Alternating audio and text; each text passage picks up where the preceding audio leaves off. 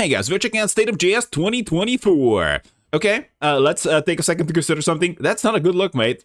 Alright, so t-shirt, don't care. Demographics, here we go. So, all respondents, USA, Germany. Oh, your yearly income? Please, USA, give me all the money, man. Oh my god, look at this. They're making so much money, and everyone else is just crying. Please, give me the money, man. Okay, country or region. Oh, okay, we gotta scroll down. Age? Sure, by age. Oh my god. They just give you more money as you get older. Gender, most are guys. Okay, most are not disabled. I kind of suspect it. Well, whatever. Let's keep going. Years of experience. Okay. Sure, you make more money as you get experience. Company size. Oh yeah, most people are working in big companies, and the bigger the company, the bigger the money. That's how it works. Yearly income. USA versus the world. Yeah. Yeah, that's not super relevant. Essentially, you make the most money in the USA. Okay. Job title, doesn't matter.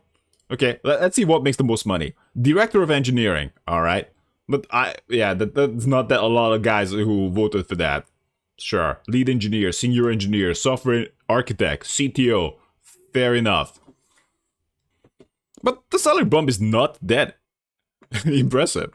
We got the lowly Software Engineer here at 70k. And the Director of Engineering is like 50% more money. Alright. I'd say job titles don't matter. The only job title that matters is how much money you're making. Okay, what else we have? Higher education degree. Okay. Yes, in related field. Yes, unrelated field. No. Okay, fair enough. But like still, a lot of people who are working without a degree. I guess it kind of depends on what you have. I say you can absolutely have the knowledge and experience, but others might be dick about it. Okay, most people are white. Fine, sure. I don't care. Well, let's go to the features. Huh? Okay. String feature. I don't care. Which of string features have you used? Huh? Who would waste time answering to this? Okay, we don't care about the features. We're gonna go to library straight. Libraries, experience and sentiment. Okay. Webpack, not liked. But no of. React, okay. Not love, but it is no. Okay, Vite, good to see. Just the testing thing, but you can just use Vite test now. I guess it's gonna be more popular. Next.js is not that loved. It's okay. It's like a 2-to-1. Love to hate.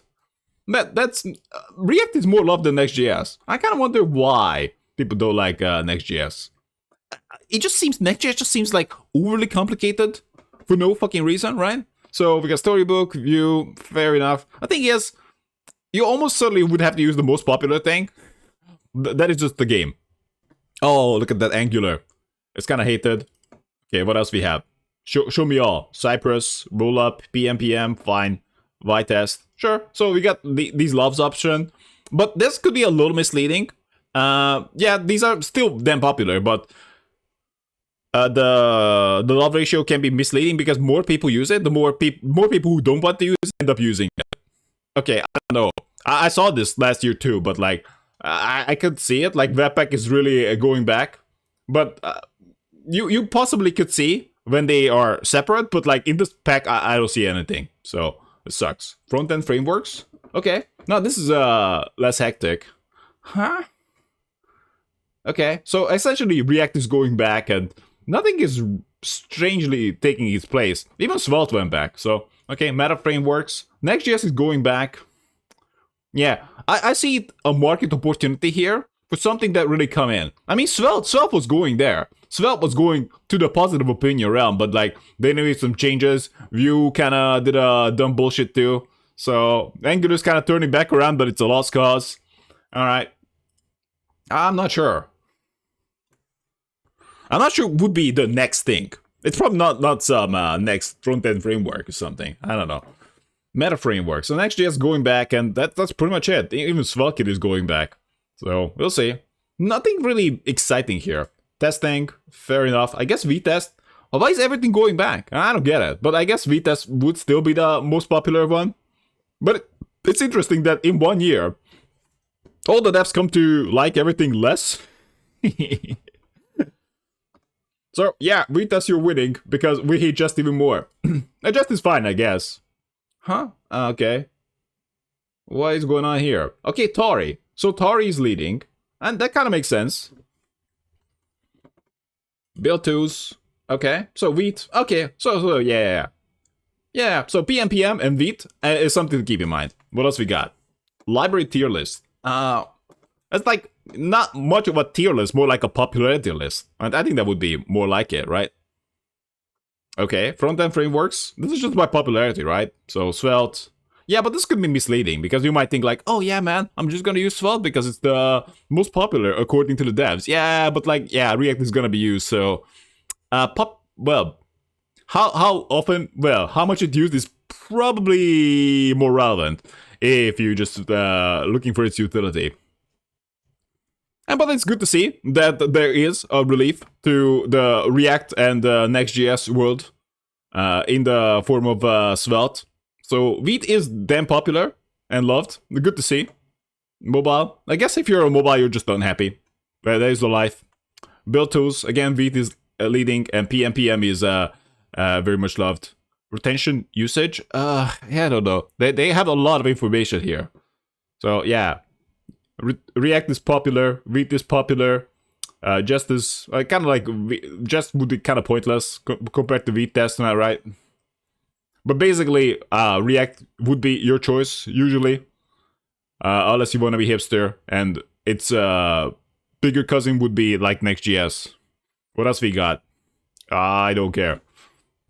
So we got the front-end frameworks. Yeah, React is winning, and nothing is really going up. Nothing is really trending up. It's like just kind of holding steady everything. All the frameworks. Yeah, we got Astro. Use that work. React. Yeah, this is more. Oh, I'm actually surprised how many people are using Vue. So Svelte is not that popular. At work, at least. But this essentially means that React is the way to go. Oh, yearly income. I guess this will not matter. Especially like we got some HTMX. But like, yeah, there's no one's using that, so... Huh? That all respondents? Yeah. 10,000 people responded and 8,500 actually getting paid to write React. So I think that's more indicative here. Anyhow. So people are not that happy with the front-end frameworks. It's like, okay. This is what we complain about. React issues, excessive complexity. I don't think it's that bad if you mean it, but they could be hard to dabble in. Or at least harder. Needlessly harder. Alright.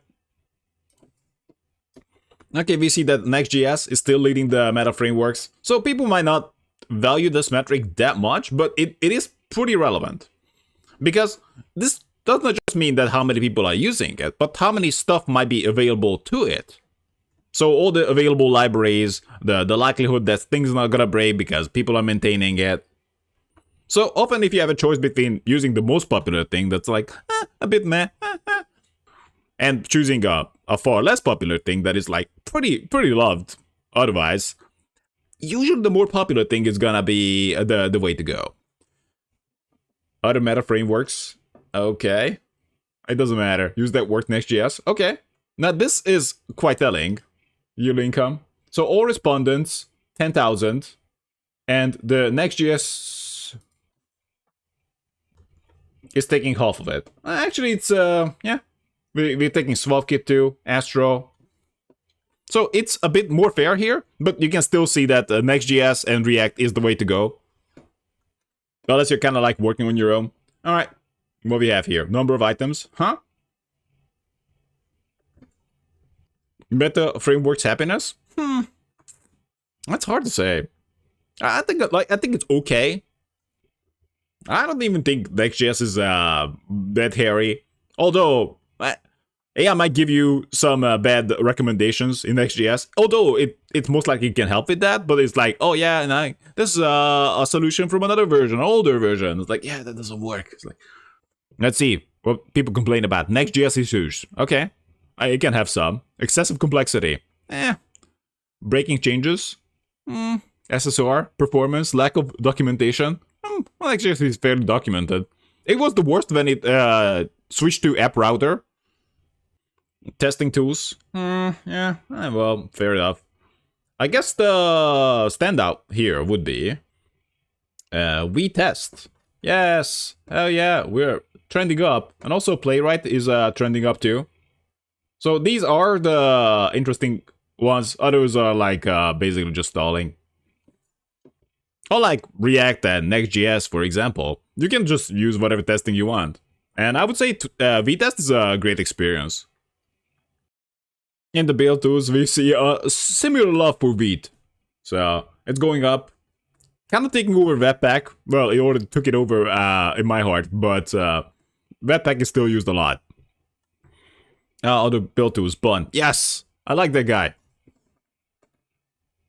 I guess the only problem part with Bun, like it pretty much doesn't come up, but possibly in some cases it might not be supported. But this is basically a non-issue. All right, we're going at usage. JavaScript / TypeScript balance. Okay, TypeScript is taking over the world. Wait. Huh? No. This is disappointing. Only 34% of the devs maining TypeScript.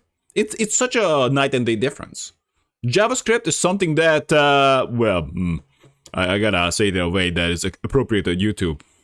Doesn't make me happy. Well, TypeScript, on the other hand, is one of my favorite languages. So, not bad.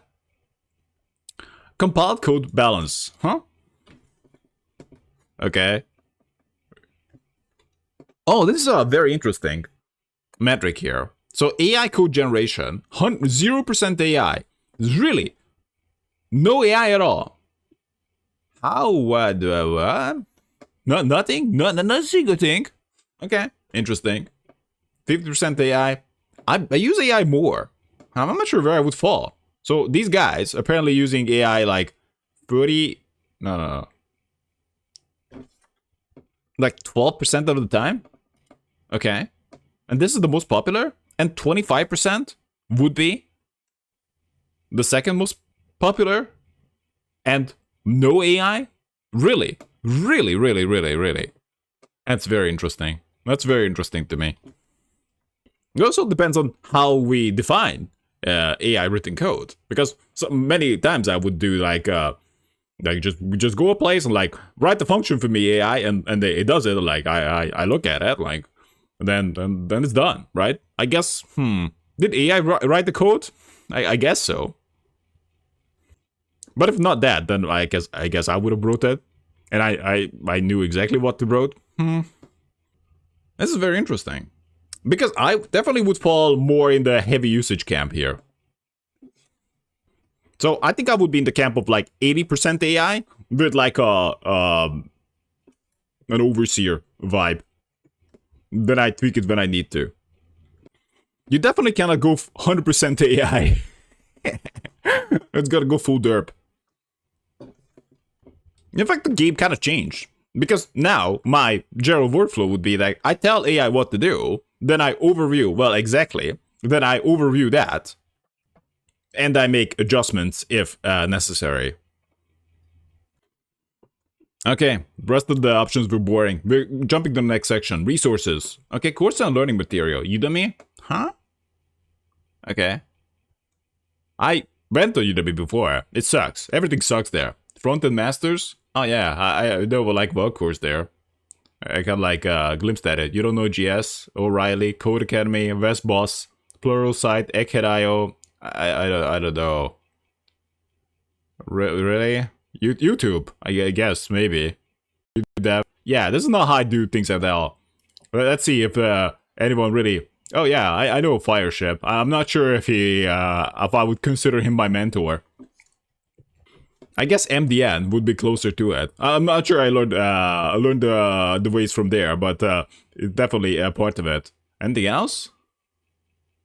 Basically, I just go for something and read whatever I need to do that. I don't really watch videos here, so. Newsletters, I don't care about that. Podcasts, I don't watch podcasts. Video creators, oh my god. Should I be specific here? I like Fireship. Tio and Primogen kind of has more of a personality that talks about stuff vibe.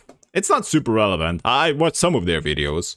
but can't say I'm a regular watcher. Video dev, I don't know about that guy. I think he's Spanish. I don't care about Kevin Pavel's CSS tricks or Web Dev Simplified. Yeah, I don't really watch programming channels. I just program and read the docs, I guess. And now, talk to AI, right? So, this is not super relevant for me. But even I'm a big fan of Fireship.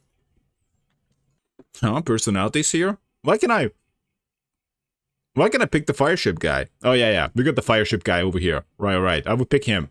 Right. He is not really doing a personality channel, even though he definitely has a personality. I certainly would prefer faceless channels when it comes to programming. Those who run channels with their face, I guess with their mortal coil, tend to be someone who like makes it more about them, makes it more about their personality. And I don't like that. I'm here for the code, not you. And we get to the conclusion. Several years ago, another State of JS survey put Astro on my radar. Okay, I don't care about Astro. What about you? Just under 5 years ago, I discovered the advantage of using TypeScript for the first time. Well, it's like an intervention? Yeah. My life sucked before I discovered TypeScript, but now, there is a light.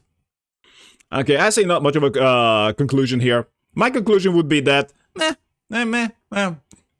the front end and meta frameworks are a little bit stagnant here.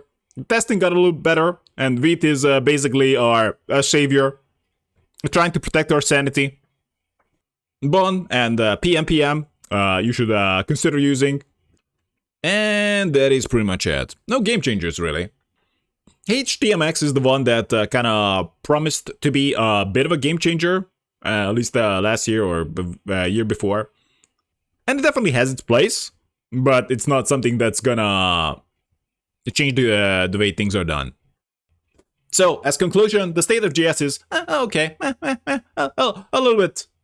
Our enthusiasm is dropping, but maybe we can do better this year.